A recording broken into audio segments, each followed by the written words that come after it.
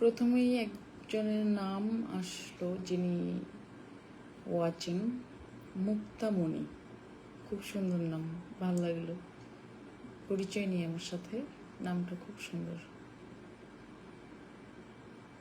ও মহেশ্বর, কি এমন ধরনের নাম আসছে কেন? খুব সুন্দর সুন্দর। আর এম শুরু এম দিয়ে, এরপরেও আবার MH।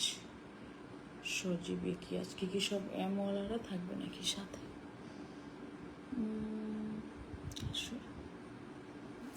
ওকে, কিছুক্ষণ আগে আমি লিখেছিলাম যে লাইভে আসবো। থ্যাংক ইউ সো মাচ যারা সাথে আছেন। আসলে খুবই আনন্দিত হয়ে লাইভে এসেছি। আজকের কিছু কথা বলবো, সেগুলো আমাদের অ্যাক্ট্রেস বাঁধনকে উৎসর্গ করছি, এবং বাঁধনের যে সিনেমা রেহানা মারিয়াম নূর, পুরো টিমকে শুভেচ্ছা জানানোর জন্য আমি লাইভে এসেছি, এবং অতি অবশ্যই ডিরেক্টর সাদ। অনেক অনেক শুভেচ্ছা পুরো টিমকে। সবাই এখন কানে আছেন। সবার জন্য বলি, কান চলচ্চিত্র উৎসবে বাংলাদেশের এই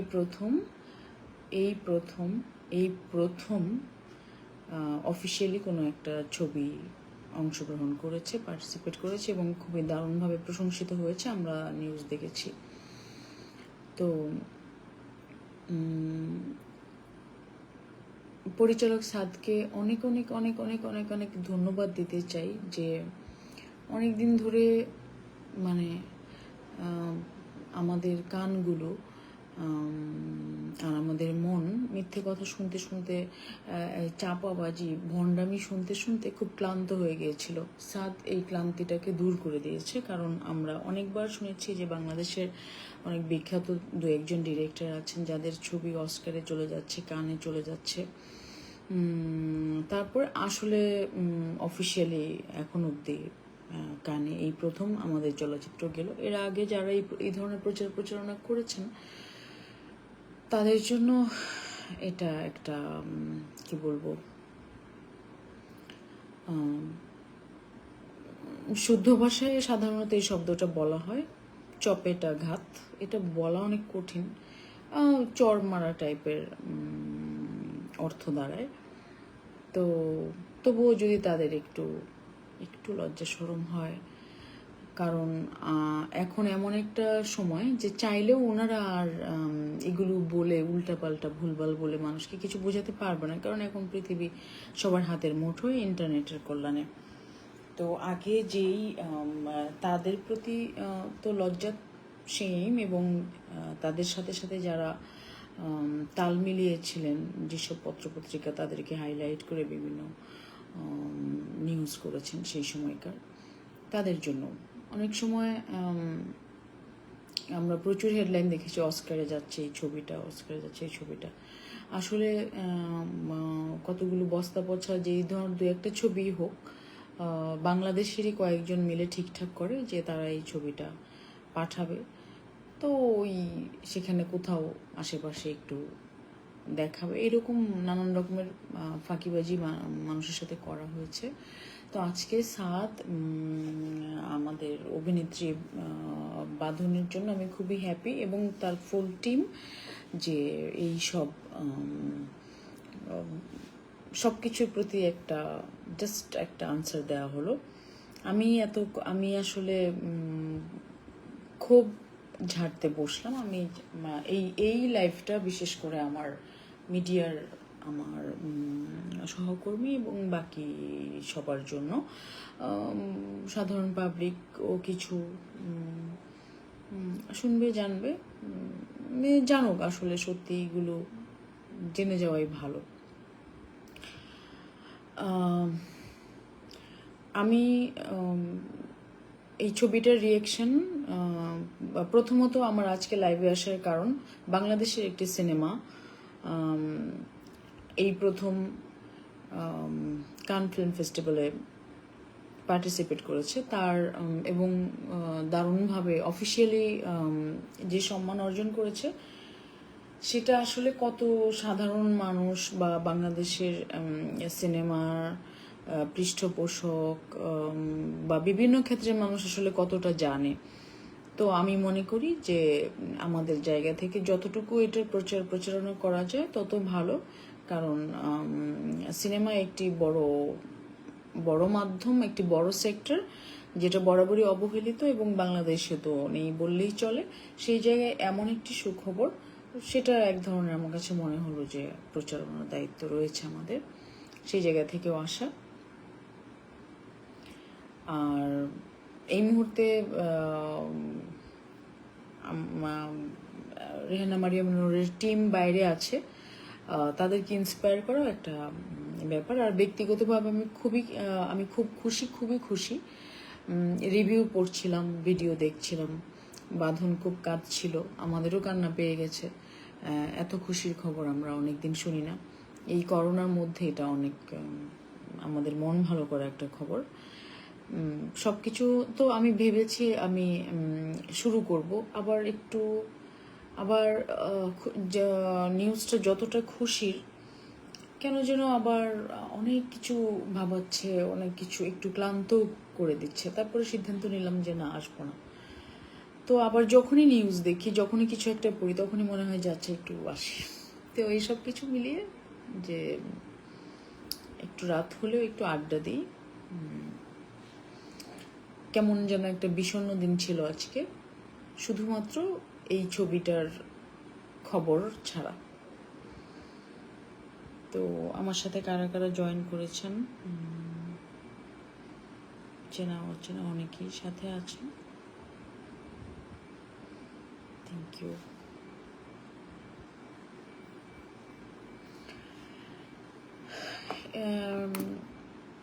আজকে আসলে মূলত এই ছবিটা নিয়ে যেহেতু কথা বলবো, আমি বিশেষ করে বাঁধনের জন্য এক্সাইটেড।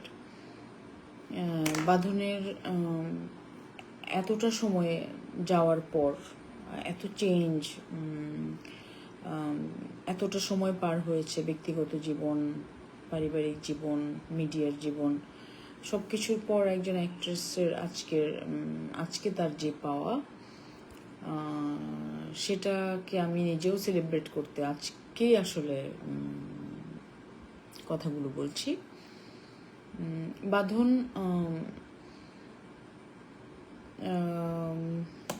খুবই এনার্জেটিক একটা মেয়ে, সেটা ওর আমার কাছে যখন মনে হয় ও আর ওর মেয়ে দুজন সবসময় একই রকমের ড্রেস পরা, প্রচুর ছবি দেয়, এবং আমার শুধু মনে হয় এই ড্রেসগুলো কখন বানায়, কোথায় বানায়, একই রকম, মানে এত এনার্জি। এবং সে সবসময় খুব সুন্দর করে সেজে গুজে থাকে, এটাও খুবই শক্তির, মানে দারুণ এনার্জির ব্যাপার। আর একজন অ্যাক্ট্রেসের জীবন, এবং যখন সে তার সংসার, বাচ্চা বা সে একা, এইগুলো সহ যিনি আছেন, তার স্ট্রাগলটা আমি অনুমান করতে পারি। এবং আজকে মনে হলো যে একটা মানে এবং তাকে যা যা ফেস করতে হয়, আমি নিজেও তার শিকার। তো সেজন্য সব মিলিয়ে বাঁধনের খুশিতে আসলে আমিও খুশি। যেরকমভাবে আপনারা নায়িকাদেরকে দেখতে চান, দেখে আচ্ছা, আমাদের একজন প্রশ্ন করেছেন, অঙ্গনা আকাশ, খুব প্রিয় গায়িকা আমার, কলকাতা থেকে। কোন সিনেমা নিয়ে বলছেন দিদি, একটু প্রেক্ষাপটটা বলবেন। অঙ্গনা বাংলাদেশে একটি সিনেমা এবছর কানের অফিসিয়াল সিলেকশনে, আজকে ওটার প্রিমিয়ার ছিল, রেহানা মারিয়াম নূর। একটু দেখে নিও নিউজ ভালো লাগবে। প্রেক্ষাপটটা তো আমি সিনেমা সম্পর্কে যতটুকু ট্রেলার দেখেছি ততটুকু তুমিও ট্রেলারটা দেখে নাও, এটা এখন দারুণ আলোচিত। আমরা খুবই খুশি যে বাংলাদেশে একটি সিনেমা কানসে গিয়েছে। তো যেটা বলছিলাম, যে স্ট্রাগল, আমি খুব ইন্সপায়ার্ড আজকের ঘটনায়। আপনারা যেটা বলছিলাম যে যেভাবে আপনারা দেখে অভ্যস্ত, আমি আমার একদম শুরুর দিকের একটা কথা বলি। আমি আজকে আমার বাঁধনের গল্প করব, পাশাপাশি আমার গল্প করব, কারণ ব্যাপারগুলো আমাদের একই রকম সবার। যে কোনো ক্ষেত্রে প্রত্যেকটা মেয়েরে যে ঘরের বাইরে কাজ করে তার প্রত্যেকেরই স্ট্রাগল আছে। মিডিয়াতে স্ট্রাগলটা অনেক বেশি, এবং এত কষ্ট এত কষ্ট এত কষ্ট করার পরও সবসময় আমাদের মানে আমাদের আমাদের একটা এত নেগেটিভ কথা শুনতে শুনতে আমাদের যে মানসিক যে চেঞ্জ ডে বাই ডে হয়, সেটা তো এখানে তো ভাবার প্রশ্নই আসে না। বাংলাদেশে তো মানসিক দিক গুরুত্ব দেওয়ার কোনো ব্যাপারই নেই। তো সেটার জন্য আমাদের ভেতর অনেক ক্ষোভ জমা থাকে, আমার ভেতর থাকে। আজকে মনে হলো যে একটু বলি। আমি একদমই মেকআপ ছাড়া আপনাদের সামনে আসলাম, যেটা আমাদের মুরব্বীরা বলেন যে আসলে অ্যাক্ট্রেসদের, হিরো হিরোইনদের একদম কারো সামনে আসা উচিত না, পর্দা ছাড়া যাতে কেউ না দেখতে পারে, আগ্রহ নষ্ট হয়ে যাবে। এইগুলো আমরা শুনে ইউজড টু। এটা যদি কেউ মানতে পারে ভালো, কিন্তু সবারই তো একটা ব্যক্তিগত রুচি, ব্যক্তিগত জীবনযাপন থাকে। আমার কাছে মনে হয়েছে যে পর্দার একটা আলাদা জীবন, বাস্তবে আমি মানুষ। সো পুতুলের মতো রং মাখিয়ে আমি আসলে মানুষের সামনে যেতে পারবো না সবসময়, কারণ আমি একেবারেই সাধারণ রক্ত মাংসের মানুষ। যখন আমি ক্যামেরার সামনে দাঁড়াবো, তখন সেই চরিত্রটা হওয়ার জন্য আমার যা যা করার, আমি রং মাখাবো, আমি কালি মাখাবো, আমি গোবর মাখাবো, মাটি মাখাবো, আমার কোনো সমস্যা নেই। কিন্তু এই যে রং মাখিয়ে যে একটা নিজেকে প্রেজেন্ট করার যে ধারণা তৈরি করে দেওয়া হয়েছে নায়িকা মানে এরকম, সেটা আসলে ঠিক না। তো আমি বরং প্রাউড ফিল করি, এবং আমার যে আমি এরকমই, আমি এভাবেই থাকবো। অত সাজগোজ করে এই সেই করে আমি পারবো না ভাই। তারপরে আসি মানে যেমন বাঁধনের বেবি হয়েছে, বাঁধন অনেক মুটিয়ে গিয়েছিল, ওজন বেড়েছে। সেই সময়টা ছিল শাহবাগ আন্দোলন। আমি বাঁধনকে কয়েকটা দিন সেখানে আমি পেয়েছি, এবং তখন টুকটাক কথাবার্তা হতো কাজ নিয়ে বা সেই। তো যখন ওজন বেড়ে গেলে একটা অ্যাক্ট্রেসকে কী ফেস করতে হয়, আমার মনে হয় সেটা বাঁধন বোধহয় জেনেছে। আমি সেটা জানি, আমি খুব ভালো করে জানি। এবং তখন আমাদের যারা কলিগ আছেন, যারা ডিরেক্টর আছেন, যারা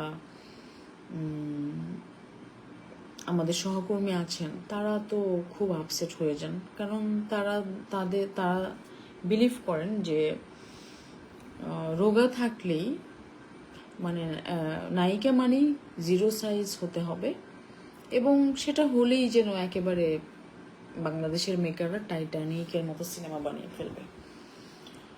তো টাইটানিকের কথা কেন বললাম, কারণ টাইটানিকে অ্যাক্ট্রেস অনেক বেশি এক্সপোজড। তো সেটা হলে শরীর দেখানোর প্রয়োজন পড়েছে ওই সিনেমায়। তারপরও কেট উইন্সলেট অনেকটাই বরং একটু অতটা স্কিনি না, আমরা পছন্দ করেছি। কিন্তু বাংলাদেশের মেকাররা হচ্ছে যে একদম মানে ওজন বেড়েছে মানে তুমি বাদ, তোমাকে দিয়ে আর কিচ্ছু হবে না। আমি আমার রাজলক্ষ্মী শ্রীকান্ত যখন করেছি তখন আমি অনেক মুটিয়ে গেছি, এবং আমার পরিচালকের যে অ্যাপ্রোচ, আমার কলকাতার পরিচালক, উনি আমাকে বলেছেন আমার ছবি দেখি যে আপনার এই লুকটা হলে ভালো হয়। উনি একবারও ওজন, মোটা, রোগা, ওরা কেউ এগুলো নিয়ে কোনো কথা বলে না। এবং আমার কো-আর্টিস্ট যে দুজন,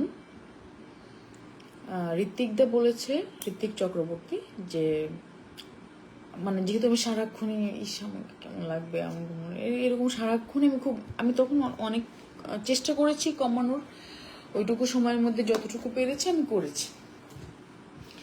তো ঋত্বিকদা বলেছে যে তুমি তুমি অ্যাক্টিংটা শুরু করে যাও, মানুষ তো রোগা মোটা সবই হয়, কিন্তু সিনেমায় কেন যে হয় না, সিনেমায় হয় না,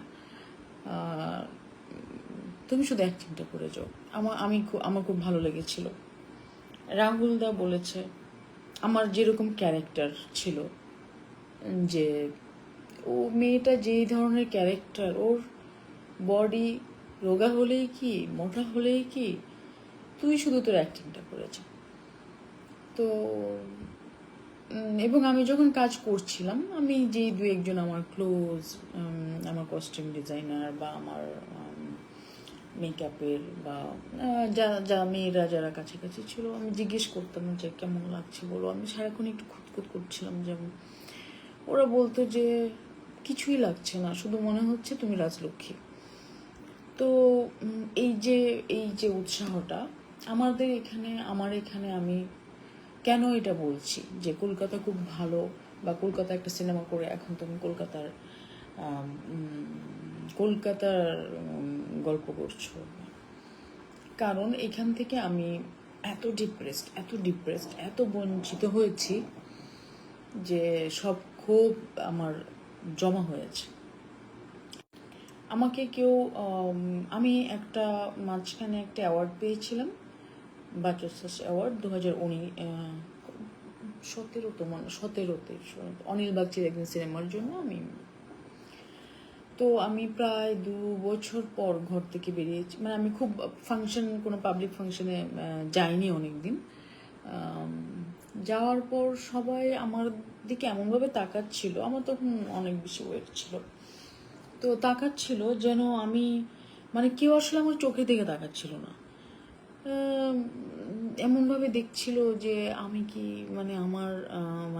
আমার সারা শরীরের দিকে তাকাচ্ছিল এমনভাবে প্রত্যেকটা লোক, যে এতদিন পর দেখা হওয়ার পরে আমি প্রথমে জিজ্ঞেস করব কেমন আছেন বা কি করছেন, সবটি মানে যদি আমার কাছের কেউ হয়, কিন্তু তাদের প্রথম প্রশ্নই তুমি এত মোটা হয়েছে কেন।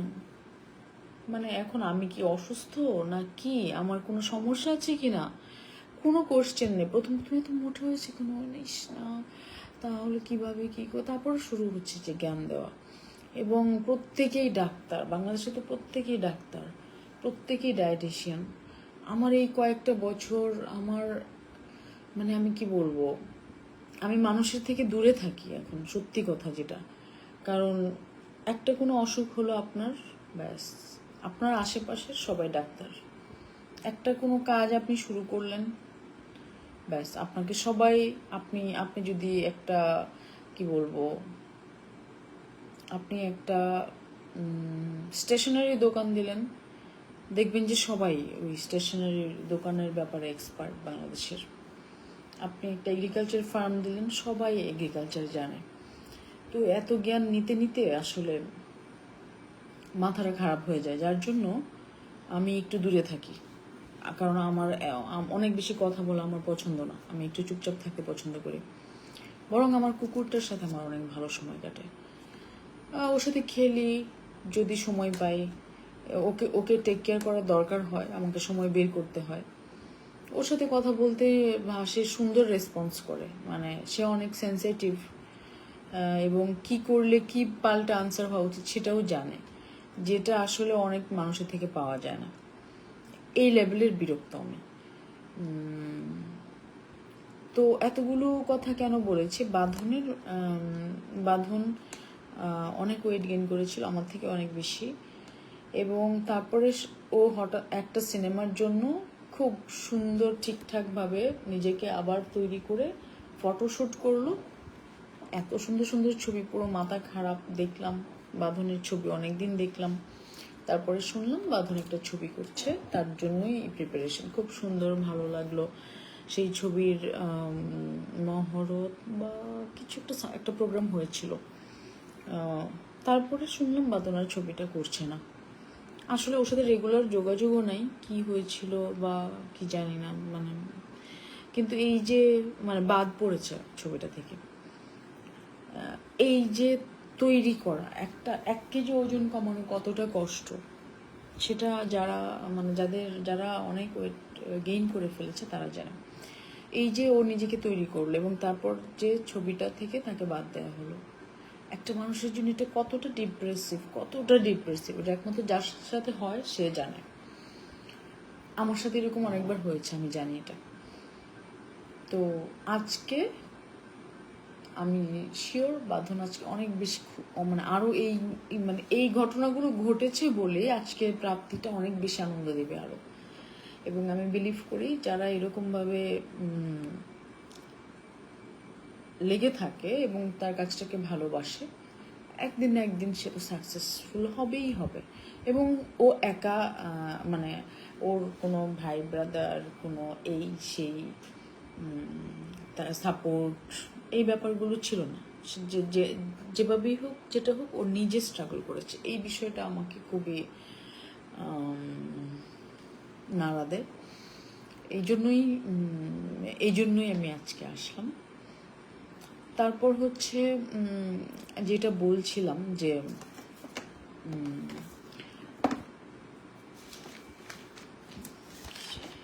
সেকেন্ড,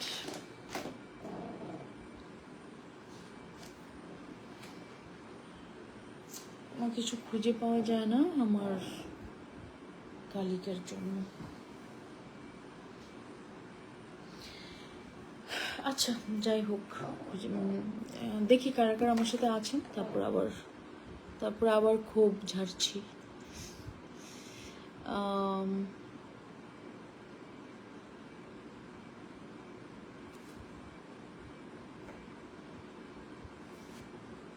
ময়মনসিংহের অনেকেই দেখছেন।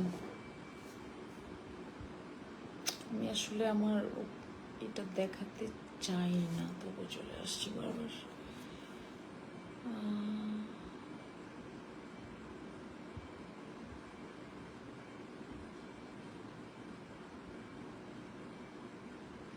সুমন ঘোষ, ময়মনসিংহ। বাংলাদেশি চলচ্চিত্র বিশ্বজয়ের পথে ময়মনসিংহবাসীর পক্ষ থেকে আপনার জন্য নিরন্তর শুভকামনা। থ্যাংক ইউ সো মাচ সুমনদা,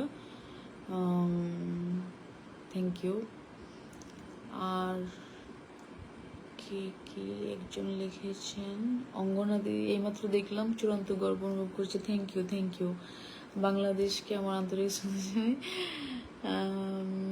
আপনার পরবর্তী কাজে দেখার অপেক্ষা আছি, শ্রদ্ধা সঙ্গে আছি, শুনছি। থ্যাংক ইউ অঙ্গনা দিদি। পরবর্তী কাজ কবে যে কি হবে জানি না, অপেক্ষায় থাকতে থাকতে তো এই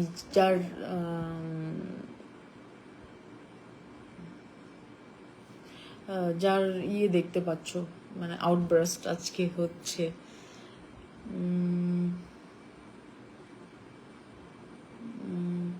আরেকজন কিছু একটা লিখেছে, মাসিদ রনো, you always looking. Thank you ভাই।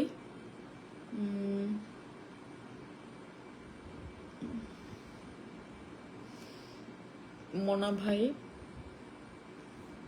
আমাকে খুব আদর করেন, তুমি ভগবানের তৈরি ন্যাচারাল মিষ্টি।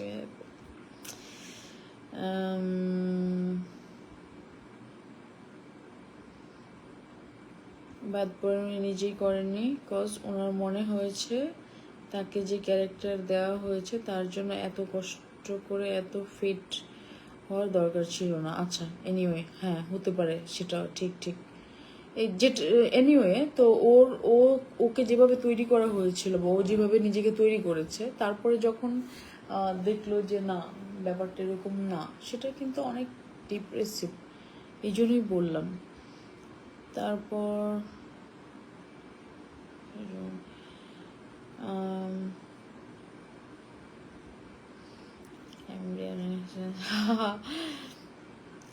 আনোয়ার পাশা বা সুন্দরী মেয়েটা, আমাকে এরকম পাম্পিং করো না। ঠিক আছে, আবার মূল কথায় ফিরে যাই।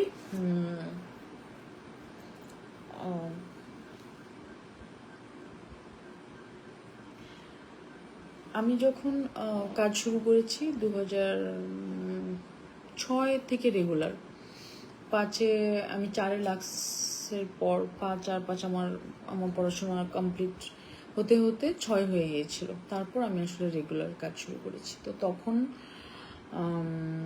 আমার শুরুর দিকে আমার শুরু সিনেমা দিয়ে। তো আমার সিনেমার প্রস্তাব ছিল অনেক, মেইন স্ট্রিম, তখনকার মেইন স্ট্রিম মুভি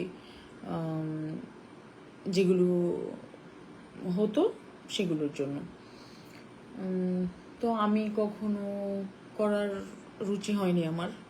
আমি মিটিং করেছি কয়েকটা সিনেমার জন্য, যেগুলো তখনকার সময়ে যাদের নাম মোটামুটি ভালো তখন। তো সেই কথাটা আবার আমাদের নাটকের যারা আছেন তারা বিশ্বাস করেন না যে আমি কি করে সিনেমা, এটা হয় না আমার সাথে। সিনেমা মানেই সাদা ধবধবা মেয়েরা করবে, যারা সব সময় একটু রং ছং মেখে চলাফেরা করে, আমার সাথে ঠিক যায় না।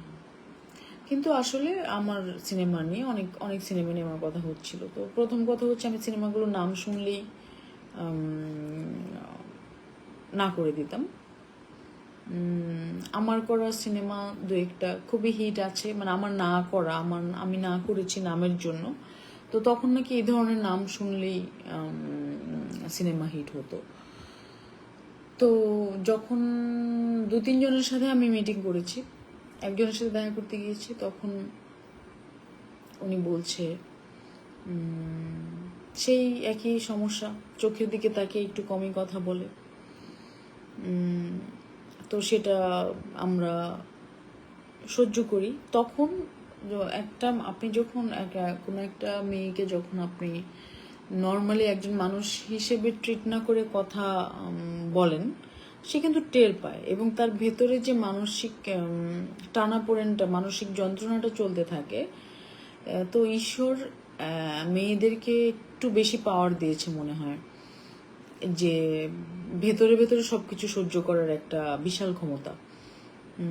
এই যে আমি ঘর থেকেই যখন বের হই, আমাকে একটা ছেলে যখন বের হয়, সে যে হয় তার বাজার করতে হবে, তার সংসার চালাতে হবে, তার বা বাড়িতে ঝগড়াঝাটি হয়েছে, কেউ তার সাথে প্রতারণা করেছে, কেউ হয়তো টাকা পায় দিচ্ছে না, নানান সমস্যা থাকে। একটা মেয়েরও সেম সমস্যাগুলো থাকে, সেম। কিন্তু তার সাথে যেগুলো অ্যাড হয়, পা দেওয়ার সাথে সাথে আপনার বাড়ির দারোয়ান থেকে শুরু করে, আমি যারা একেবারে ঘর থেকে বের হয়ে গাড়িতে পা দেন তাদের কথা বলছি না, তারা সহ আসলে তারাও বাদ নেই। তো এই যে রিক্সা, বিভিন্ন যানবাহনের ড্রাইভার থেকে শুরু করে রাস্তায় যারা লোকজন চলাচল করে, তারা সবাই কিভাবে তাকায়, বাংলাদেশে, অবশ্যই বাংলাদেশে কথা বলছি আমি, কিভাবে তাকায়, কিভাবে ট্রিট করে একটা মেয়েকে। আমি নর্মালি কোনো দিকে তাকাই না, আমি আমার কাজ বা মাথা যেটাই থাকে সেটা নিয়ে বের হই। কিন্তু না তাকিয়েও কিন্তু আমি বুঝতে পারি যে আমার পাশে থেকে কি হচ্ছে, কে কিভাবে দেখছে, এবং আমার ধারণা প্রত্যেকটা মেয়েই বুঝতে পারে। তো এই যে আমার কিন্তু একটা মানসিক প্রেশার আমার সাথে থাকছে সব সময়, যে আমাকে তখন আমার চিন্তা করতে হয় আমার কি ড্রেস পরে বেরোতে হবে, আমার কিভাবে থাকতে হবে, আমার কি করা উচিত। এগুলো মানে ম্যাক্সিমাম মেয়েরা কেন এগুলো এত চিন্তা করে, এসব কারণেই। কেউ যদি এগুলো চিন্তা নাও করে, তো সে যে জিনিসটা ফেস করছে তার একটা রিয়াকশন তো তার মনে থাকে। এই চাপগুলো কিন্তু ছেলেদের নেই, এই চাপগুলো নিয়ে কিন্তু আমরা এগিয়ে যাই। তো আমাকে এতগুলো কথা কেন বললাম, আমাকে উনি বলছেন আপনি কি বিবাহিত? তো একজন শিল্পী, আমি গিয়েছি, উনি আমার সাথে সিনেমা নিয়ে কথা বলবেন। উনি আপনার কি বললো, কতদিন, মানে বাড়ি কোথায়, কোথায় থাকি, কে কে থাকি, বাসায় কে কে আছে, তারপর মানে এমন কিছু প্রশ্ন যেটা সিনেমার সাথে একেবারেই রিলেটেড না। তো যেহেতু আমরা প্রথম দিকে কিছু বলতে পারি না, মানে কি মনে করবে, একটা ভয় কাজ করে এত বড় পরিচালক।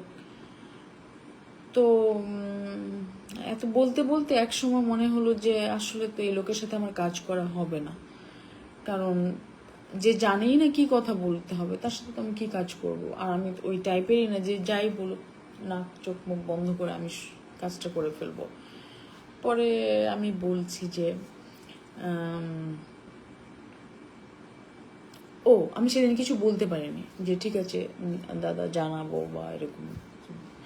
তারপর যখন আবার ফোনে কথা হয়েছে তখন আমি বলেছি যে আসলে কি আপনি মানে আসলে কি সিনেমায় নেবেন নাকি আমার বিয়ের জন্য পাত্র দেখছেন। তো হ্যাঁ এটা কি বলো, কি ধরনের কথা, না আপনি যে ধরনের, এইভাবেই শেষ। তো এরকম নানান কাহিনী ঘটে। আবার কি নাম নাকি চেঞ্জ করতে হয় সিনেমা, তখন ওই সময়টা এরকমই ছিল যে খুবই একটা বাজে ছবির যুগ ছিল তখন, যার জন্য আমার সিনেমা করা হয়নি।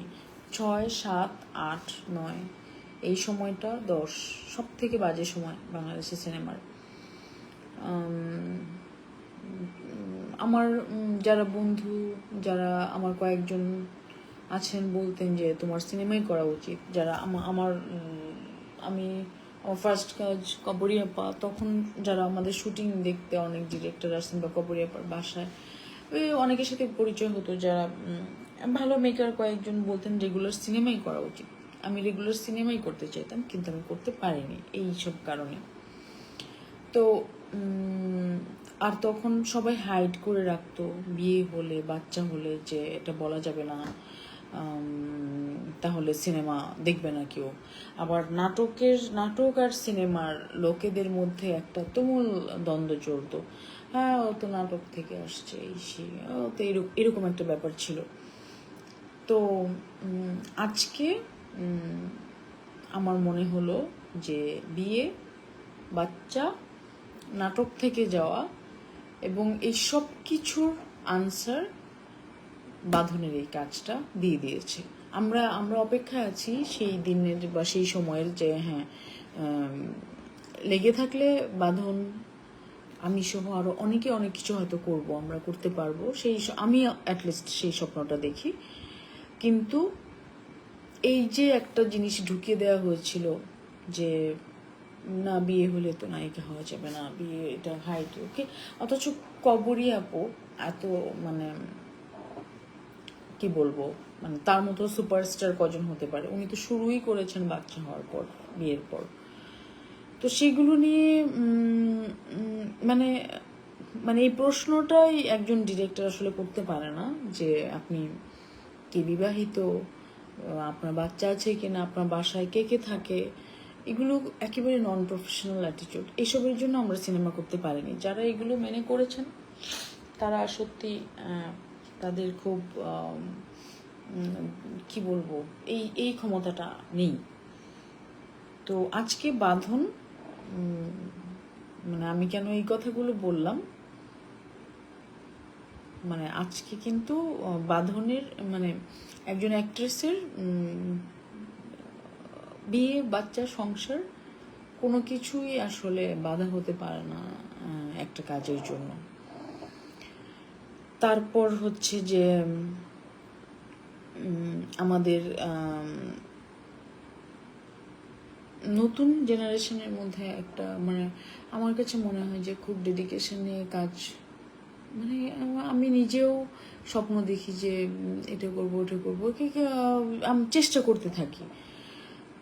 তো যেমন আমি যদি বলি যে হ্যাঁ আমি তো প্রডিউস করব, আমি প্রডিউসার, আমার কোম্পানি থেকে আমি কাজ করব।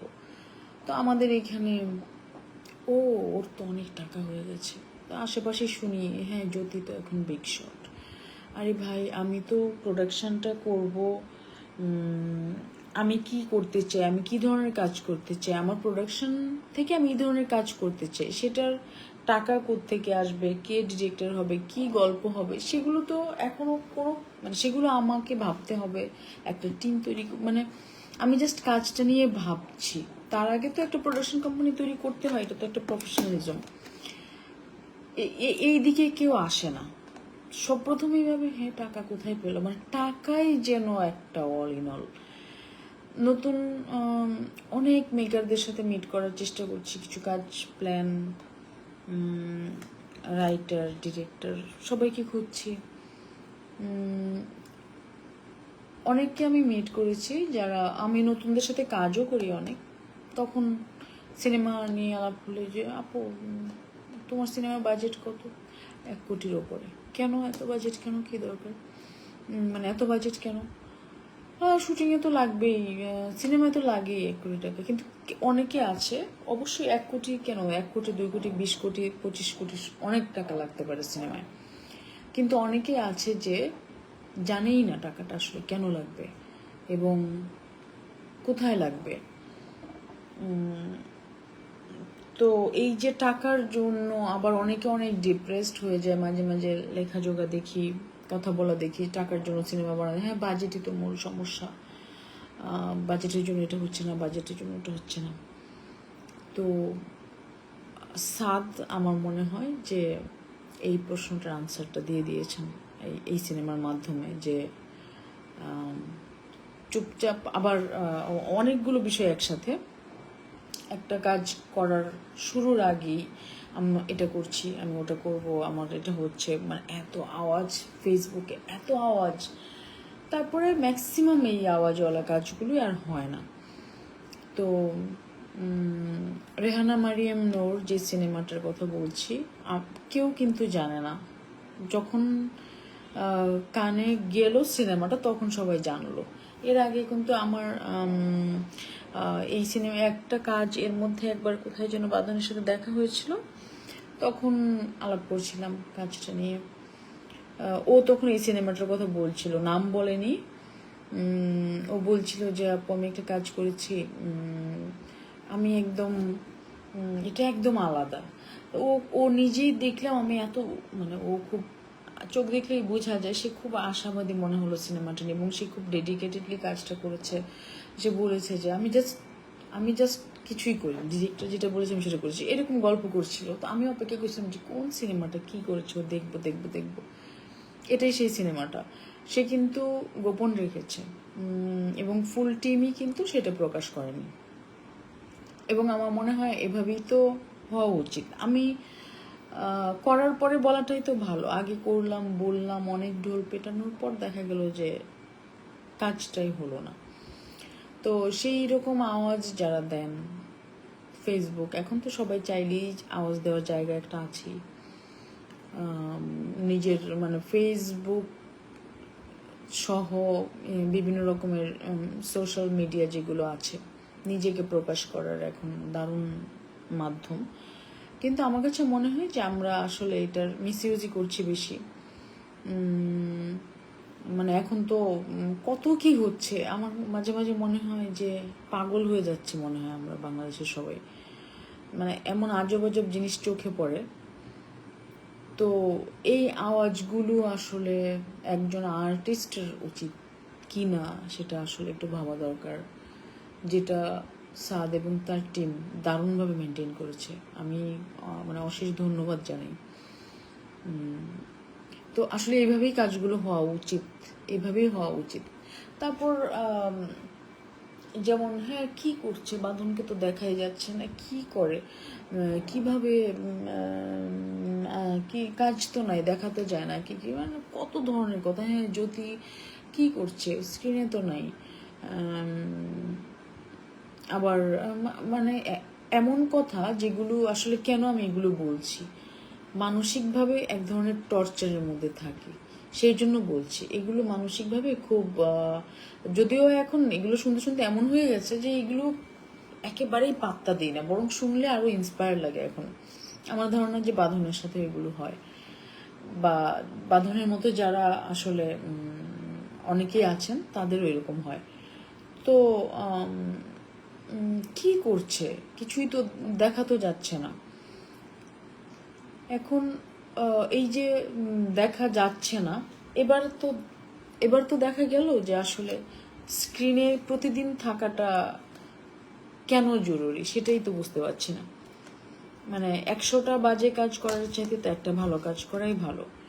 আমি এখন আমি ব্যক্তিগতভাবে যেটা করছি, আমি ভালো কাজ করার স্কোপ হচ্ছে না, কাজ হচ্ছে না, একটা ট্রানজ্যাকশন পিরিয়ড চলছে। আমার নিজের গ্যাপ ছিল, আমি অনেক দিন ধরে কলকাতায় ছিলাম, কিন্তু নাই মানে এমন নানান রকমের কথাবার্তা ছড়ানো হয়। যখন আমি গ্রামে কাজ করি, আমি করোনার মধ্যে তো আসলে কিছু করার ছিল না, করোনার মধ্যে আসলে কারোর কিছু করার ছিল না। তো এই অনেকেই টিকটক করছে, অনেকেই বিভিন্ন রকমের ইউটিউব চ্যানেল খুলছে, এটা করছে সেটা করছে, পেজ করছে। তো আমি গ্রামে গিয়ে কৃষিকাজ করছি। ভাই সমস্যাটা কোথায়? তার মানে তো তখন তো শুটিং, তার মানে তো এই না যে আমি আমার ক্যারিয়ার ক্লোজ করে দিয়েছি। তো সেটা তারপর আমি ছোটবেলা থেকেই রাজনীতির সাথে জড়িত। আমি এই বছর আওয়ামী লীগের মেম্বার হয়েছি। তারপরে সেটা বলা হচ্ছে কি, আরে ও তো এখন রাজনীতি নিয়ে ব্যস্ত, আর মিডিয়া ছেড়ে দিয়েছে। তো রাজনীতি কি এত সোজা যে সব কি মানে এতই সোজা? তারপর হচ্ছে আমি সম্প্রতি আমার প্রোডাকশন কোম্পানি আরো 2 বছর আগে আমি ফর্ম করেছি। আমি একটা সিনেমা সেল করেছি, যেটার একটা নিউজ হয়েছে আমার প্রোডাকশন থেকে। এবং আমি প্রোডাকশনের কথা ভাবছি, কারণ আমি যে ধরনের কাজ করতে চাই আমি তো করতে পারছি না। তো আমি নিশ্চয়ই সেটা করার চেষ্টা করব যে কিভাবে আমার কাজটা করা যায়। আমি তো অ্যাক্ট্রেস, আমি তো অভিনয়টাই করতে চেয়েছিলাম সারা জীবন, যার জন্য আমি কোথাও কোনো চাকরির ইন্টারভিউ দিইনি। আমার রেজাল্ট বরাবরই ভালো ছিল, আমার ফ্যামিলির সবাই জানতো যে আমি চাইতো যে ভালো মানে খুব ভালো একটা জায়গায় থাকবো প্রফেশনালি, একাডেমিক জায়গা থেকে। কিন্তু আমি যেই পেশাটা বেছে নিয়েছি সেই চ্যালেঞ্জিং জায়গাটায় তো আমি নিজেকে রাখতে চাই বলেই আমি কখনো কোনো চাকরির ইন্টারভিউ দিইনি। সেখানে যে এগুলো এরকমভাবে ছড়ানো হয়, যখনই এগুলো এইসব প্রোপাগান্ডা কেন ছড়ানো হয় আমি জানি না। যে কতগুলো ঘটনা ঘটে গেল, আমি কলকাতা চলে গিয়েছি, ওখানে নাকি আমি সেটেল হয়ে গিয়েছি, ওখানে নাকি আমি ফ্ল্যাট কিনেছি, মানে বাড়ি কিনেছি। মানে এত স্টুপিড মানুষ জানে না যে ওখানকার সিটিজেনশিপ না পেলে আমি কোনো ফ্ল্যাট বাড়ি কিছু কিনতে পারবো না। আর আমি আমার মানে তো তাহলে খোঁজ খবর নাও আগে যে আমি বাংলাদেশের সিটিজেন আছি নাকি ইন্ডিয়ান হয়ে গিয়েছি, তারপর তো কমেন্ট করে মানুষ। এটা কলকাতার পার্ট গেল। তারপরে হচ্ছে ও তো গ্রামে চলে গেছে, ঢাকায় নাকি আমার বাসাও নেই, এমনি কি গ্রামে থাকি, আবার কিছু কিছু লোক আবার বলে। তারপর হচ্ছে কি ও তো রাজনীতি করে, তো অভিনয় করে না। আর হচ্ছে এখন প্রডিউসার হলে তো অ্যাক্টিংয়ে ডাকবে না কেউ,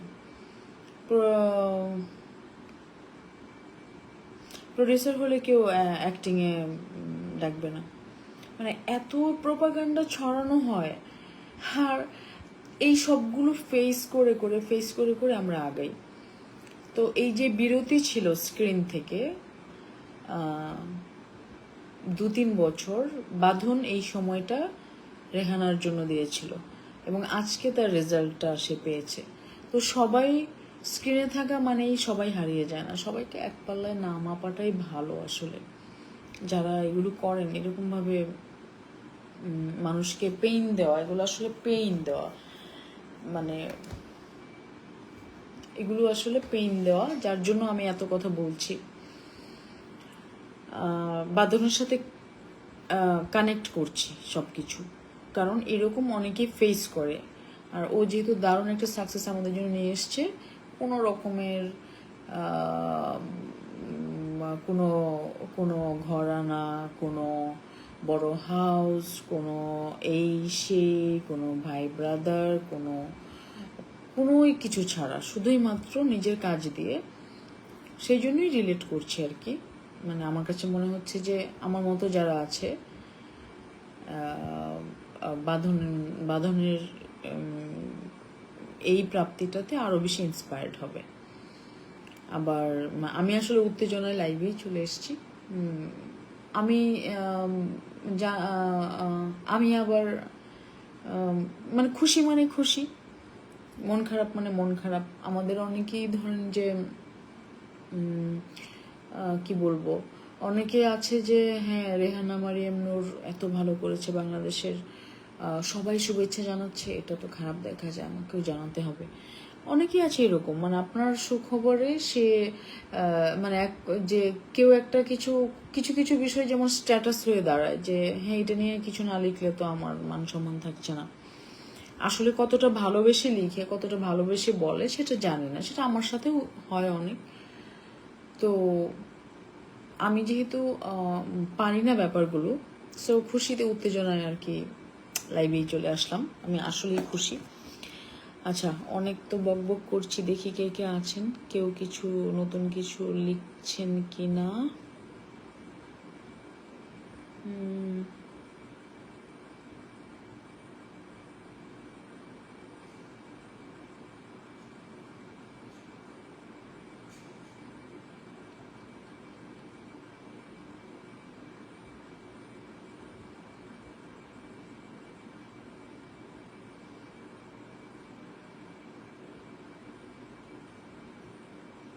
মাসিদ রনও লিখেছে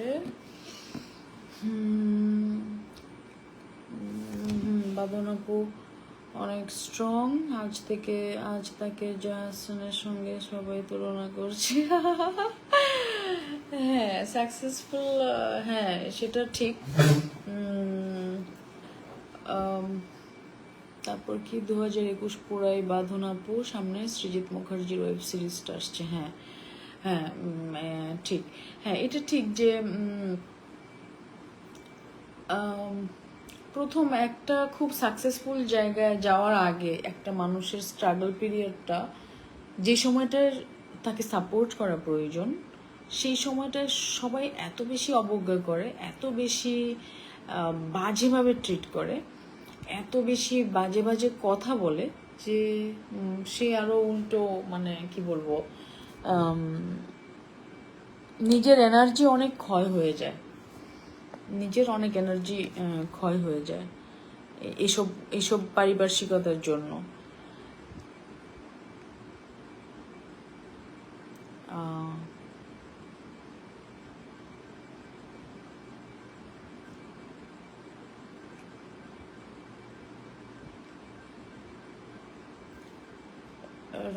রমিজউদ্দিন দারুণ, উনি আমার এলাকার একজন চেয়ারম্যান। এত রাতে দেখছেন, থ্যাংক ইউ ভাইয়া। অনেক বন্ধুরা দেখছে আমার।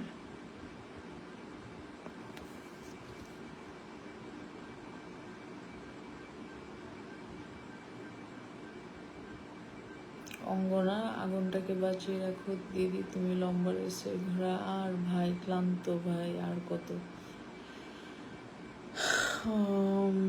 একজন লিখেছেন শাহজাহান কবির 800 ভিউয়ার।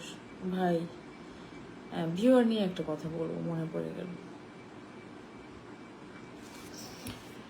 আমাদের হচ্ছে যে প্রায় স্ট্যাটাস দেখি যে এত ভিউয়ার, এত লক্ষ মিলিয়ন, এত লক্ষ এই সেই, আমার কাছে এত হাসি পায়। মানে এত এত সিলি ব্যাপার নিয়ে মাতামাতি করে মানুষ।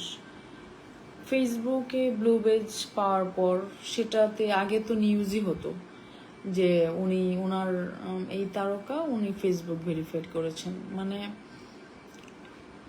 মানে ফেসবুক ভেরিফিকেশন হলে এটাও নিউজ করতে হয়, এটা এটা সত্যি। মানে তার মানে কতটা আমাদের এলাকায় একটা কথা বলে আদেকলা পানা, মানে ধরেন আপনি জীবনে কিছু পান নাই, দেখেন নাই, সো অল্প পেলে আপনি সেটা নিয়ে এত নাচানাচি করবেন। ফেসবুক ভেরিফিকেশন হলেও সেটার নিউজ হয়, এত লক্ষ ভিউ, এটি এত, তো সেই ভিউয়ের কাজগুলো আসলে কোথায় বলেন তো? মানে বলেন তো যে একটা ভিউয়ের মানে যে মানুষ মনে রাখে কি, তারপরে সেই ভিউ ভিউ কাউন্ট করে আসলে আপনারা কাকে ঠকাচ্ছেন আমি জানি না। এখন একজন ব্যবসায়ী হিসাব করতেই পারে যে আমার এত ভিউ আসছে, এতটা ক্লিক করেছে, আমার এত টাকা ইনকাম হবে এসে। তো আমি আসলে ভিউ কখনো কাউন্ট করি না, যার জন্য আমি কখনো কোনো কিছু পোস্ট করি না। এবং আমার কোন নাটক বা কোন সিনেমা কতজন ভিউ হলো, কত মানুষ দেখছে, কত কি হচ্ছে, আমি কোনোদিনই কাউন্ট করি না। এবং এটা স্ট্রংলি আমি এটা করি না, কারণ আমার কাছে মনে হয় যে আলটিমেটলি একদিনের ভিউয়ে আকাশে উঠে আবার সারা জীবনের জন্য নাই হয়ে যাওয়ার চাইতে খুঁজে খুঁজে খুঁজে খুঁজে মানুষ বের করো, ঠিক একদিন মানে আসল মানুষের ভিউ, আসল ভিউয়ের জায়গাটা করে নিতে চাই। যেমন এই ছবিটা এখন কিন্তু বাঁধনের ছবি খুঁজে বের করে মানুষ দেখবে। তো ভিউ কাউন্টিং বা এইসব যদি মাথায় রাখতো তাহলে অনেক আগে থেকেই প্রচারণা শুরু করে 12টা বাজিয়ে ছবির নানান কাহিনী করতে পারতো ডিরেক্টর চাইলে, উনি কিন্তু কিছু করেননি। তো আর কি নিয়ে বলবো, অনেক কথা বলছি, অনেক ক্ষোভ ঝাড়ছি, অনেকটাই মিলে যায় আসলে। আসলে স্ট্রাগল করা মানুষদের গল্প অনেকটাই মিলে যায়। তো এক সময় হয় যে এতটা ইনোসেন্স নিয়ে আমরা শুরু করি, এতটা ডেডিকেশন নিয়ে শুরু করি, তারপরে সেখানে বাধা পেতে পেতে, সেখানে ডিপ্রাইভড হতে হতে, সেখানে নানান রকমের উল্টাপাল্টা কথাবার্তা শুনতে শুনতে এমন পর্যায়ে যায় যে আমাদের আসলে আর সেই মানসিকতাটা থাকে না যে খুব মানে আমি নিজেই যেমন এত বিহেভ চেঞ্জ হয়ে গেছে আমার, আমি নিজেই অবাক হয়ে যাই মাঝে মাঝে এই সব কিছু পারিপার্শ্বিকতার চাপে। তো আজকে একটা আমার মনে হয় আস্তে আস্তে আমার বিদায় নেওয়া উচিত। আজকে একটা খুবই খুশির দিন বাংলাদেশের জন্য। বাংলাদেশের সিনেমা কান ফিল্ম ফেস্টিভ্যালে সিলেক্টেড হয়েছে। সবাই সিনেমাটা দেখবেন। রেহানা মারিয়াম নূর, এখানে দেশে বিদেশে অনেকেই আছেন, সিনেমাটা দেখার দাওয়াত থাকলো। এবং আমি মনে করি যে সাদের পলিসি আইডল হতে পারে বাকিদের জন্য। সবার কাজের স্টাইল আলাদা, এক একজনের পলিসি, কিন্তু সাকসেসফুল হওয়াটাই আসলে জরুরি। আর যারা এখানে একটা টেন্ডেন্সি আছে যে মানুষ খুব হিসাব করে গুনে গুনে মানুষের ক্ষতি করে। আমার কাছে খুব অবাক লাগে যখন এটা বুঝতে পারি যে এগুলোও পৃথিবীতে সম্ভব। তো যারা নানান রকমের প্রচারণা করেন, উনি নাই, উনি সেখানে, উনি এখানে, উনাকে মানে একটা মেধাবী মানুষকে মাইনাস করার জন্য এখানে অনেক কিছু হয়। তো আলটিমেটলি কিন্তু আটকানো যায় না। মানে আপনি জোয়ারের পানিকেও বাদ দিয়ে আর কতক্ষণ রাখা যায়? হয় না, আসলে হয় না। সবকিছু নিজের গতিতেই চলবে।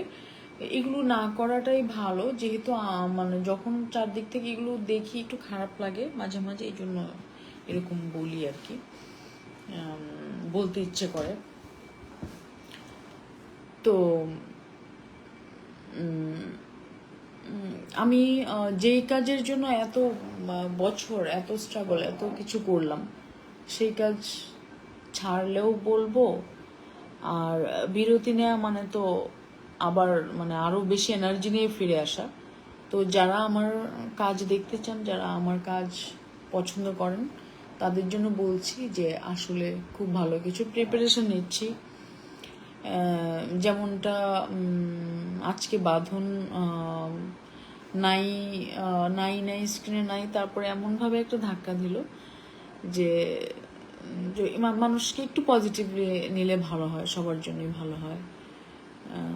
একটু পজিটিভ থাকলে আমাদের জন্য ভালো। এই তো, আর কি বলবো, অনেক খুশি। আপনারা নিউজগুলো শেয়ার করুন, সিনেমাটা দেখবেন। সিনেমাটার বাংলাদেশের সিনেমা হয়তো একটা দারুণ মোড় ঘুরতে যাচ্ছে এবং আমি ব্যক্তিগতভাবে অনেক খুশি। বাঁধন, সাদ এবং আপনাদের পুরো টিম, আপনাদেরকে অনেক অনেক অভিনন্দন। মূলত আপনাদেরকে শুভেচ্ছা জানানোর জন্য লাইভ করছিলাম। আমি তো অনেক খুশি হব যদি আমাদের মিডিয়ার পক্ষ থেকে, আমাদের বিভিন্ন সেক্টর, মিডিয়ার বিভিন্ন সেক্টরের পক্ষ থেকে রাষ্ট্রীয়ভাবে বা যেভাবেই হোক ওদেরকে শুভেচ্ছা জানানো হয়। আমি চাইবো সেটা। এই তো, মানে বাংলাদেশের সিনেমার সাথে থাকুন, সবাই ভালো থাকবেন। সাথে এত রাত্রে সাথে যারা ছিলেন সবাইকে অনেক ধন্যবাদ। কেউ কিছু লিখলেন কিনা একটু পড়ে যাই। কারো যদি কিছু জানার থাকে, কিছু বলা থেকে বলতে পারেন, ওপেন, কোনো সমস্যা নেই। আর এইসব কথা আমি জানি, এইসব কথা হ্যাঁ লাইভে এসে কি বলছে এরকম যারা বলে তাদেরকে ভালো লাগে না, আমি সেটাও জানি। আবার অনেকে জ্ঞান দিবেন সেটাও জানি, কিন্তু বলতে ইচ্ছে করলো তাই আমি বলেছি। ও আরেকটা মজার ব্যাপার, এখনই বলবো নাকি আরেকদিন বলবো বুঝতে পারছি না।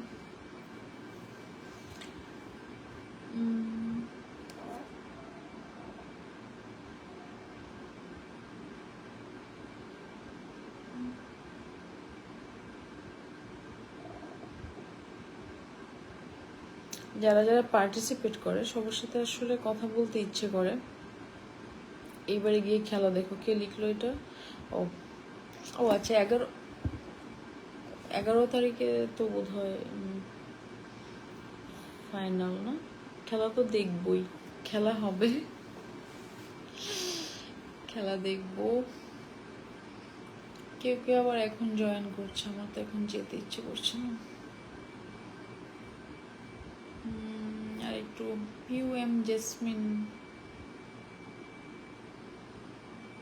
কারো কিছু বলার থাকলে বলেন না। এখন একটু রিল্যাক্স হই, এতক্ষণ তো অনেক ক্ষোভ নিয়ে কথা বলেছে আসলে।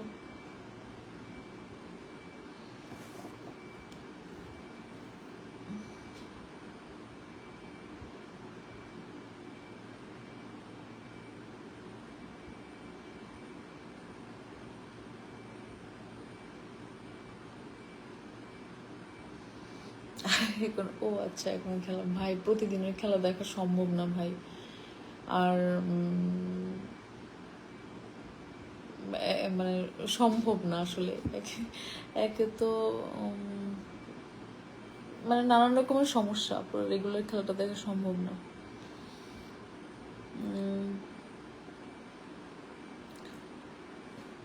তো আচ্ছা, যেটা ইদানিং একটুখানি বেশি সমস্যা, মানে জ্ঞান দেয়া নিয়ে কথা বলছিলাম, এইরকম কেন বলেন তো? মানে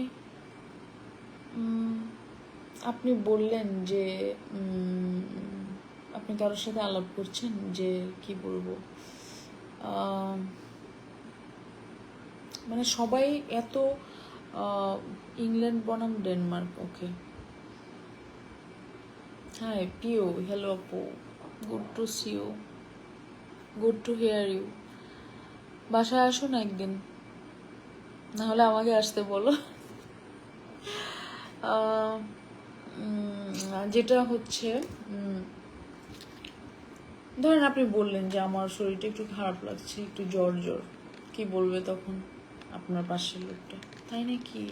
নাপা খাইছো, প্যারাসিটামল খাইছো, বা জ্বর মাপছো, ও তুমি একটা খেয়ে ফেলো, নাপা খেয়ে ফেলো, খাওয়ার পরে একটা নাপা খেয়ে ফেলো, লেবু দিয়ে গরম পানি খাবা, আনারস কিনে খাও, নানান কিছু, মানে পুরো সে একজন ডাক্তার হয়ে যাবে। অথবা আপনি বললেন যে একটু সমস্যা, বা কি বলবো, মানে এমনও সবাই যেচে একদম অপ্রাসঙ্গিকভাবে অনেক এটা করবেন, এটা করবেন, এটা করবেন না, ওটা করবেন না, এটা এটা কী ধরনের কালচার শুরু হয়েছে? আমার তো কান ঝালাপালা, মানে ক্লান্তি লাগে, একদম ক্লান্তি চলে আসে।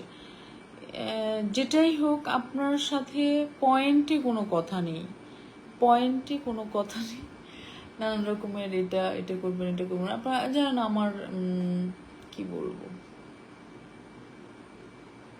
আপনি অসুস্থ শুনলে আমি তো মানে এখন কোনো একটা অসুখ হলে আপনি কথাই বলতে পারবেন না। দেখা গেলো যে আপনার একটু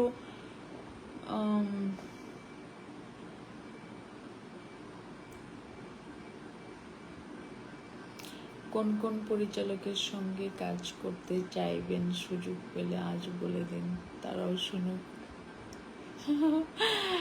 নাম বলাটা এই মুহূর্তে একটু কঠিন অঙ্গনা দিদি, কিন্তু আমার ব্যাড লাক যে আমি কলকাতার ছবিটা রিলিজের পরপরই করোনা শুরু হয়েছে।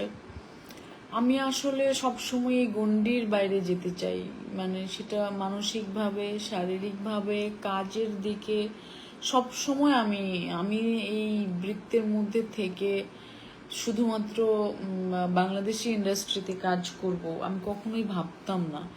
তো আমি সেইভাবে নিজেকে একটু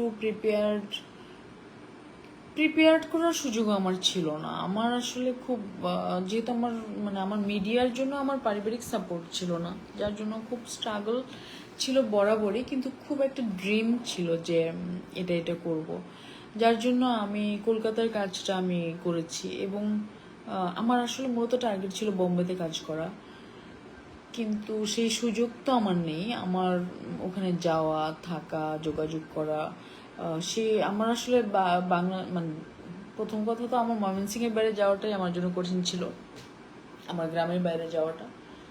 তো সেখান থেকে অনেক সময় চলে গেছে লাইফে স্ট্রাগল করতে করতে। আর যখন শুরু হলো, আমি যখন কলকাতায় কাজটা করলাম, তারপরে তো লকডাউন, মানে এমন একটা, কিন্তু আমার কাছে এখন আর আমি হতাশ হই না। ইনফ্যাক্ট আমি আমার এক ধরনের ডিপ্রেশনে ভুগছি বলে আমি ডাক্তারের কনসালটেন্সিতে আছি, যার জন্য আমার একটু সমস্যা এখন কম হয়। আগে খুবই স্যাড লাগতো, খুব খুব খুব ডিপ্রেশনে থাকতাম। তো এখন আমি খুবই আশাবাদী যে এখন OTT-তে বিভিন্ন কিছু শুরু হয়েছে। তো আমি না ডিরেক্টরের নাম বলতে পারবো না, কিন্তু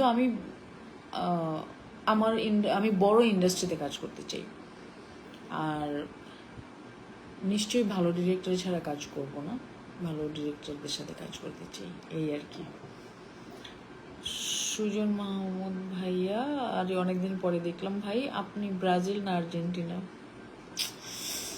আমি তো আসলে ব্রাজিল, কিন্তু ওইভাবে কোনো দল সাপোর্ট, যেরকম মানে মারামারি কাটাকাটি লেগে যায় খেলার সাপোর্ট নিয়ে, আমি অত ব্লাইন্ড সাপোর্টার কোনো দলেরই না, বাংলাদেশ ছাড়া। বাংলাদেশ যখন যেখানে খেলবে আমি বাংলাদেশ, এছাড়া আসলে তবে ব্রাজিল আর্জেন্টিনার মধ্যে আমি ব্রাজিল। এবার খেলাতেও তো ব্রাজিলই মনে হয় থাকবো। আগের বার বিশ্বকাপে খুব মজা হয়েছে, এবারের ফাইনাল খেলাটা দেখার ইচ্ছা আছে।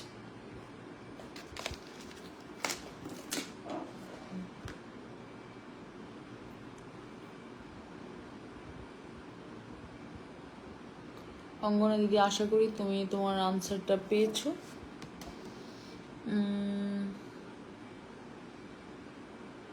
ব্রাজিলকে লিখলো, থ্যাংক ইউ। এই রণজিৎ সরকার, ওয়েলকাম। ব্রাজিল দেখছি, শুনছি, ভাবছি শুভকুমার রাহুল ভাই আপনি দেখছেন, থ্যাংক ইউ সো মাচ। অনেক কিছু বলছি আমি, জানি যে বিষয়গুলো এইভাবে কিভাবে, কিন্তু মাঝে মাঝে খুব খারাপ লাগে। মোহাম্মদ মঞ্জুর, থাক আর বলা লাগবে না, আপনার থেকে আমার আর কোনো প্রশংসা দরকার নেই। Anyway, thank you. ও আচ্ছা, আপনিও ব্রাজিল, সুজন ভাই।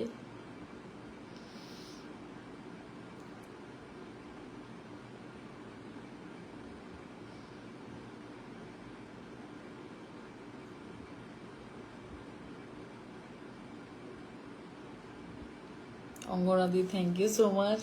রাজলক্ষ্মীকে মনে কতদিন রাখবে বলো, এরপরে তো দুনিয়াতে যে কি অলক্ষ্মী শুরু হলো ওরা রাজলক্ষ্মীর পড়ার।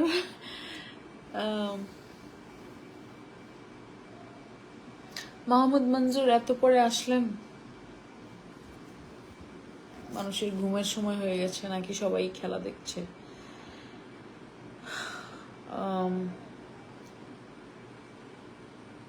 আওয়াল চৌধুরী আমার খুব প্রিয় মানুষ একজন, আমাদের ময়মনসিংহের গর্ব, অনেক ভালো মেকার উনি। আওয়াল ভাই, আপনার সিনেমার জন্য অপেক্ষা করছি। সিনেমা নিয়ে যেহেতু শুরু করেছিলাম আজকে কথাবার্তা, অনেক ক্ষোভের কথা বললাম, আপনি বুঝবেন কেন বলি।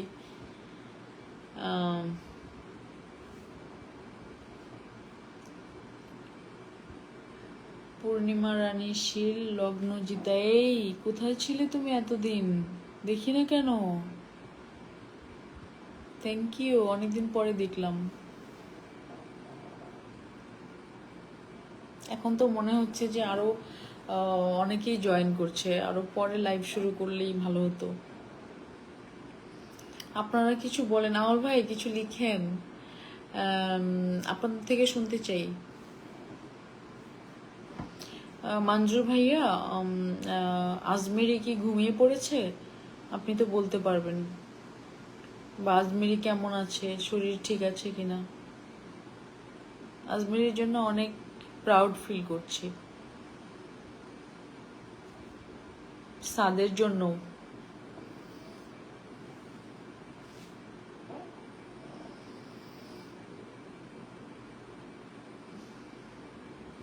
তুমি কেমন আছো, মিস করি। পূর্ণিমা, আমিও তোমাকে মিস করি। আজ ইনফ্যাক্ট আজকে একটা ছবি দেখছিলাম তোমার, মানে আমি পুরনো ছবি খুঁজতে গিয়ে তোমার একটা ছবি আসলো আমার সাথে বিকেলবেলা।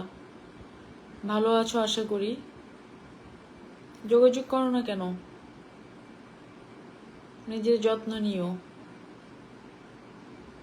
করোনার যে অবস্থা গ্রামে খুব ছড়িয়ে যাচ্ছে, অনেকেই আছেন, আমার এলাকারও অনেকে আছেন। দেখেন, আমি যখন গ্রামে গেলাম, একটু বলি করোনা নিয়ে, আমি যখন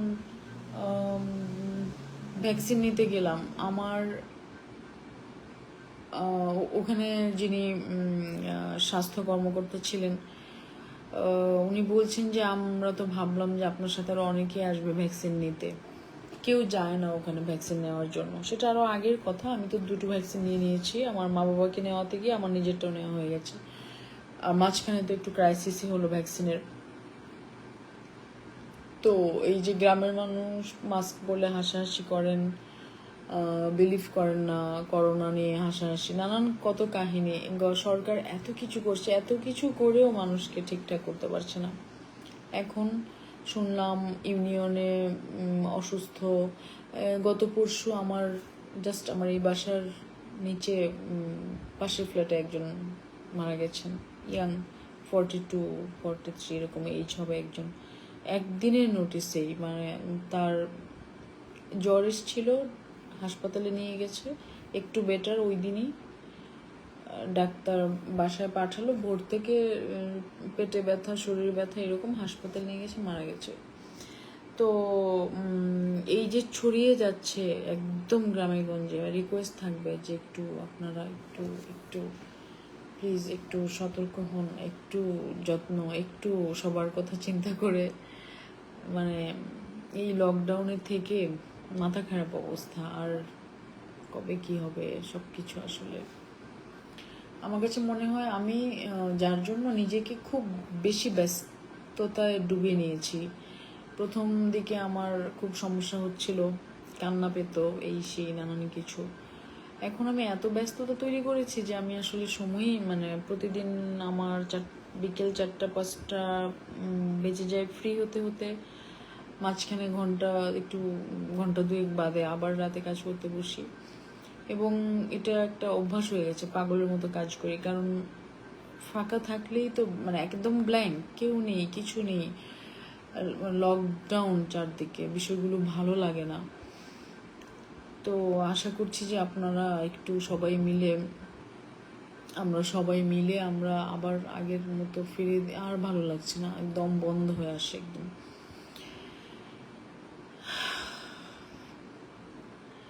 আওয়াল ভাই ভালো সময় আসবি, তাই যেন হয়। আমরা মাঠে নামবো একসাথে ইনশাল্লাহ। আজকে আমি লিখেছিলাম, একটা স্ট্যাটাস লিখেছিলাম যে দিলীপ কুমারকে নিয়ে, যে বাংলাদেশিদের এত বেশি ইসলাম প্রীতি বেড়েছে যে দিলীপ ব্র্যাকেটে সবাই লিখছে ওনার অরিজিনাল নাম। এতদিন মানে অ্যাটিচিউডটা এরকম, আমার মানে আমার মতো লিবারেল, আমি তো নিজেকে শতভাগ লিবারেল মনে করি, তো অ্যাটিচিউডটা এরকম। দিলীপ কুমার একজন মানে দিলীপ কুমার একজন, সো সে মুসলিম, এটা আমাদের প্রাউড, কাজেই তার ইউসুফ আলী খান নামটা প্রকাশ করতে হবে, এই অ্যাটিচিউডটা ভালো লাগেনি। এবং এটা লিখেছি বলে অনেকে শেয়ার দিচ্ছে উল্টাপাল্টা কথা বলে, তো জানি এগুলো তো কখনো পাত্তা দেই না, কিন্তু এই যে টেন্ডেন্সিটা, এটা থেকে বের হওয়া উচিত। উনি একজন শিল্পী, এবং শিল্পী তো শিল্পী, অবশ্যই তার পুরো নাম থাকবে, কিন্তু এতদিন আপনারা কিন্তু আজকে মানে অ্যাটিচিউডটা ছিল ক্রেডিট নেওয়া, যে হ্যাঁ আমাদের একজন মানে একজন মুসলিম শিল্পী এত বড়, তো এটা তো ঠিক না। এই জন্যই আমি লিখেছি এভাবে যে এই এরকম টেন্ডেন্সিগুলো ভালো না, সেটাকে আবার অনেকে নেগেটিভলি নিয়েছে। এনিওয়ে, আমার সাথে যারা মিশেন, যারা আমাকে চেনেন, তারা জানেন আমার কাছে আসলে আমি ধর্ম নিয়ে ভাগাভাগি বা এগুলো নিয়ে কথাবার্তা বলা আমার একদমই পছন্দ না। আমার কাছে মানুষ সব থেকে বেশি ইম্পর্টেন্ট। একজন একটা বড় কিছু লিখেছে, পূর্ণিমা, ভালো আছো? ব্যাস, খুব ভালো লাগলো শুনে। সরিয়ে দিল কোনো, কত দূরে সরিয়ে দিল। সুন্দর করে লিখো তুমি পূর্ণিমা, তোমার নতুন cinema. Thank you, thank you. আমার স্যার ও আচ্ছা, হ্যাঁ হ্যাঁ হ্যাঁ হ্যাঁ, অনেকদিন যোগাযোগ নেই সুমনের সাথে।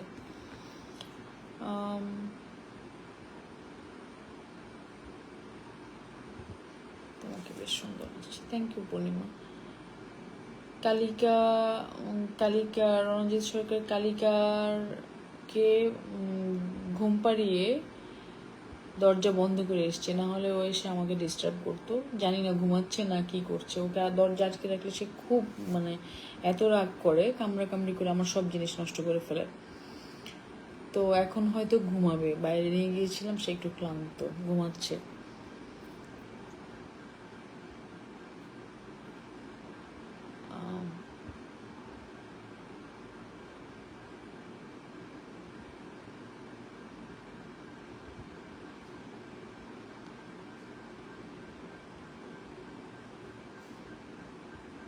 এত লাভ কে ছড়াচ্ছে?